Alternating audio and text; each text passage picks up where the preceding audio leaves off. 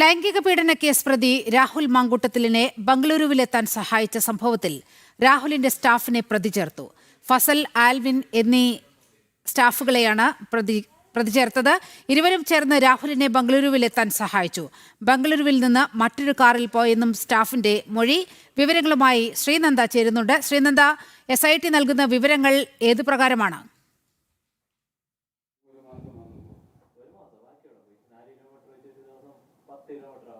രാഹുൽ മാങ്കൂട്ടത്തിന്റെ ഈ ഒരു ഇവിടെ നിന്നുമുള്ളൊരു അപ്രത്യക്ഷനാവുക എന്നതൊക്കെ നമ്മൾ വളരെയധികം ചർച്ച ചെയ്ത വിഷയമാണ്. ഇന്നിപ്പോൾ രാഹുൽ മാങ്കൂട്ടത്തിനെ ഒളിവിലായിട്ട് 9 ദിവസം ആയിരിക്കുകയാണ്. അതിനിടയ്ക്കാണ് ഇപ്പോൾ പുറത്തു വരുന്ന കുറച്ച് വിവരങ്ങൾ പുറത്തു വരുന്നത്. രാഹുലിന്റെ സ്റ്റാഫുകളായ 2 പേരാണ് ഇതിൽ പ്രതിപട്ടികയിൽ ചേർത്തിരിക്കുന്നത്.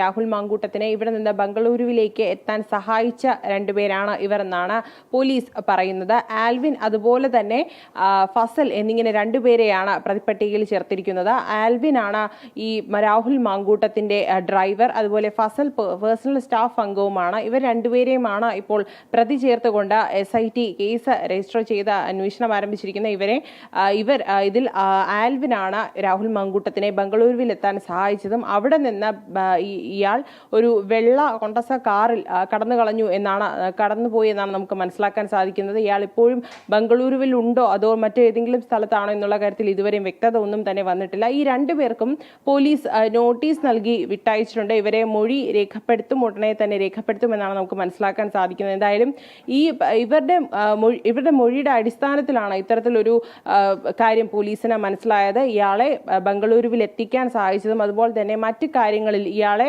മറ്റ് സ്ഥലങ്ങളിലേക്കൊക്കെ കടന്നു കളയാൻ സഹായിച്ചതൊക്കെ ഇവരാണ്. ഒളിവിൽ കഴിയാനുള്ള സഹായം ഏർപ്പെടുത്തി കൊടുത്തത് ഈ 2 പേർ കൂടി ചേർന്നിട്ടാണ് എന്നുള്ളൊരു വിവരമാണ് SIT പോലീസ് സംഘം ഇപ്പോൾ പറയുന്നത്. എന്തായാലും ഇത് കേന്ദ്രീകരിച്ചുകൊണ്ട് അന്വേഷണം ബംഗളൂരുവിലും അതുപോലെ തന്നെ മറ്റ് നഗരങ്ങളിലേക്കും ഒക്കെ പോകാനുള്ള ഒരു സാഹചര്യം നിലവിലുണ്ട്. അതിനിടയിലാണ് നാളെ രാഹുലിന്റെ ജാമ്യാപേക്ഷ ഹൈക്കോടതി പരിഗണിക്കുന്നത്. എന്തായാലും ഇതെല്ലാം നിലനിൽക്കെ ഈ രാഹുൽ ഇപ്പോൾ എവിടെയാണ് എന്നുള്ള കാര്യത്തിൽ ഇതുവരെയും വകുപ്പുകൾക്കൊന്നും തന്നെ ഒരു ഉത്തരവും ലഭിച്ചിട്ടില്ല എന്നുള്ളതാണ് വാസ്തവം. സ്റ്റാഫുകളായ 2 പേരെയാണ് ഇപ്പോൾ പ്രതിപട്ടികയിൽ ചേർത്തിരിക്കുന്നത്. ഇനി എത്ര പേരാണ് കോൺഗ്രസിനകത്തുള്ള എത്ര പേരാണ് ഇതിൽ പങ്കുണ്ട് അല്ലെങ്കിൽ രാഹുലിനെ സംരക്ഷിച്ചുകൊണ്ടിരിക്കുന്നു എന്നുള്ള കാര്യത്തിൽ ഒന്നും തന്നെ ഇതുവരെ വ്യക്തത ഒന്നും തന്നെ വന്നിട്ടില്ല. എന്തായാലും ഇവർ 2 പേരെയും പ്രതിപട്ടികയിൽ ചേർത്ത് ഇവരുടെ മൊഴിയുടെ അടിസ്ഥാനത്തിലാണ് ഈ രാഹുൽ കടന്നു കളഞ്ഞ് ബംഗളൂരുവിലേക്കാണെന്നും ഒരു വെള്ള കാറിലാണ് അവിടെ നിന്ന് പോയതെന്നുമുള്ള വിവരം പോലീസിന് ലഭ്യമായത്. ശ്രീനന്ദ.